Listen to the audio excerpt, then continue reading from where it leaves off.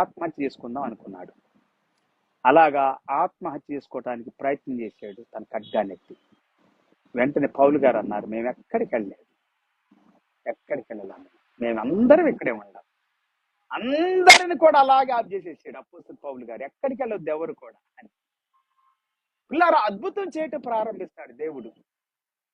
ఆ యొక్క చెరసాల అధికారి ఆశ్చర్యపోయాడు. ఎంత ఫ్రీడమ్ దొరికితే వెళ్ళకపోవటం ఏంటి? అదే దేవుని యొక్క ప్రేమ కావచ్చు, మంచితనం కావచ్చు, పరిశుద్ధత కావచ్చు, నీతి కావచ్చు, దయ కావచ్చు, కరుణ కావచ్చు, ఇలాగ చెప్పుకుంటూ పోతే రక్షణ కార్యము. అప్పుడు ఆ యజమానుడు అన్నాడు, ఆ యొక్క చెరసాల అధికారి అన్నాడు, ఇలాంటి గొప్ప రక్షణ నాకు కూడా కావాలి, నేనేం చేయాలి రక్షణ పొందాలంటే అని అపోస్తలుడు పౌలు గారిని అడిగాడు.